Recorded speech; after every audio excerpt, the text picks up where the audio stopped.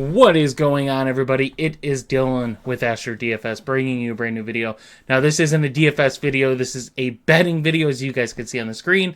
I'm just going to give some early bets that I'm taking for this year's Super Bowl.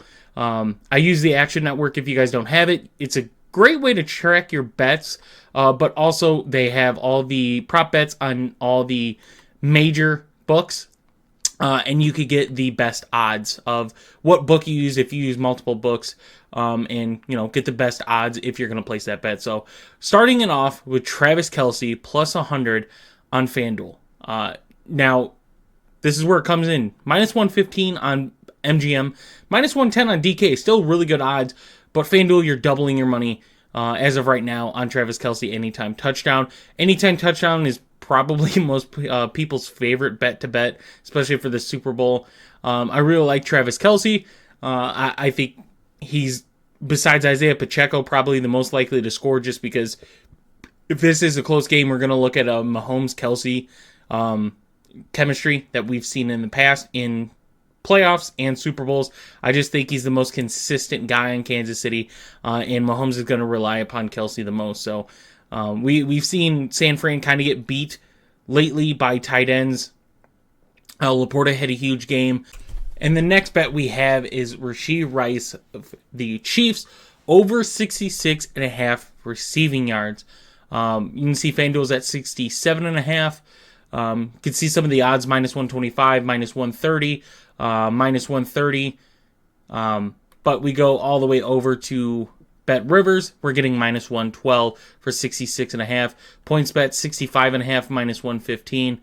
ESPN Bet officially doesn't have anything, or at least it's not updated on the Action Network. So that's the next one. I think a clear thing of Rashee Rice here for me is 49ers know that Travis Kelce is going to be their number one target, but the 49ers corners allow a lot of yards, just not a lot of scores off of those yards. So I like Rashee Rice here, 66.5. His receptions is just too high for me to really take that chance.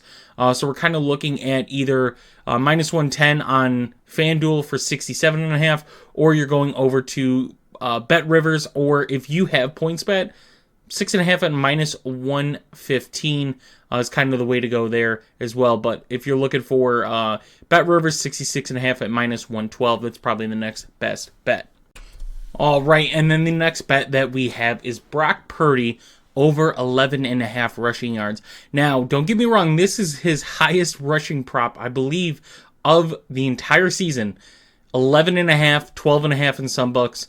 Yet again, this is where you get odds and use different books, and you can make a little more money or take a safer bet. But Brock Purdy, the highest rushing prop he's had this season. He's hit it both games, and Kansas City's allowed this in every playoff game so far this season.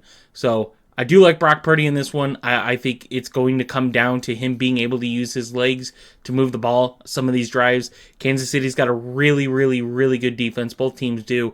But yeah, if you're shooting for good odds, you're going to go to, FanDuel minus 115 for 12.5. Bet MGM 11.5 at minus 120. So you're buying some points there, but you get one less rushing yard you need. So you can see the other books are starting to go up on that 12.5. Bet Rivers at minus 110.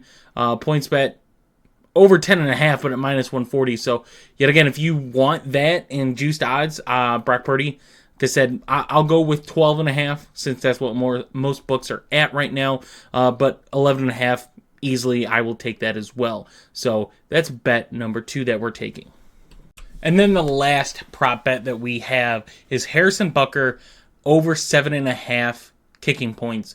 On FanDuel, minus 102. If you have Caesar Sportsbook, plus 110. I imagine MGM and DK are going to have theirs, and they're going to be somewhere in the minus for 7.5.